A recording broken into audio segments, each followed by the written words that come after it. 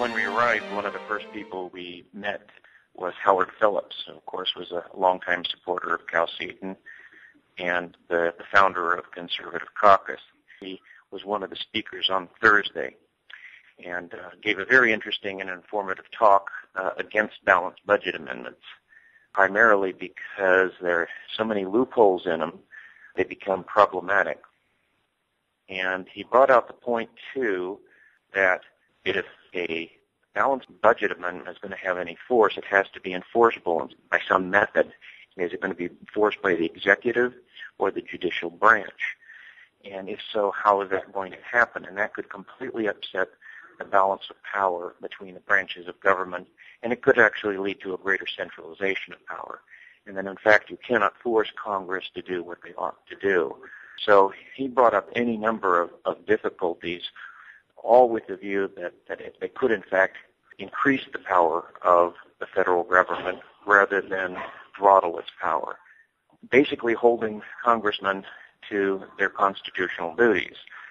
So he was all in favor of reducing spending and getting the federal budget under control, but forcing Congress basically to make spending cuts rather than forcing them to a whole new bureaucracy and a whole new level of authority if provisions of a constitutional amendment were not met. So his concern was that it could actually increase powers. And in many of the versions of balanced budget amendments that have been proposed have, in fact, actually had numerous loopholes, including any time when the U.S. was at war. And of course, we are virtually in a perpetual state of undeclared war. And so that alone could make it ineffective. The ignorance of the Constitution is always a problem, and the great fact is that the people are ignorant of the Constitution. They are ignorant of what government ought to be doing. They're largely an ignorant people. I mean, some years ago there was a phrase that was going around about the silent majority, and I think at the time I thought that in reality it should be the ignorant majority, because we want answers, but we don't know how we want those answers. We don't know what they're going to take, and nobody really knows what government ought to be doing, and they don't have any knowledge of the Constitution or the way the real problems. So they want somebody to come up with the answers, but they aren't really even sure what form that will take. And I think that's characteristic, for instance, of the Tea Party movement. They want change, but they can't define what kind of change they really want. Much of the liberty movement is, of course, libertarian in origin. So we've heard one talk last night that was a little, very disappointed because more of an academic discussion of what the nature of liberty.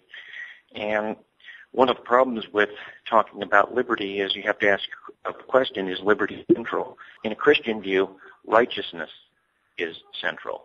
And liberty is a means whereby people are free to be righteous under the righteousness of God. So whenever you make liberty central, man becomes central. When liberty becomes man-centered, it's a form of humanism.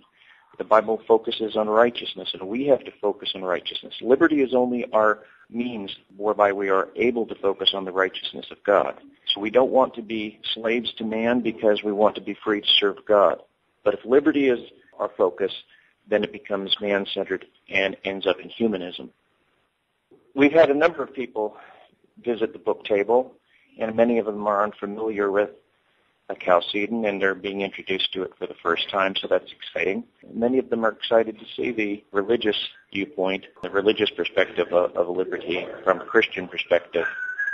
So it's been interesting to see people who are used to the more strictly libertarian, free market viewpoint of liberty be introduced to Christian ideas of liberty.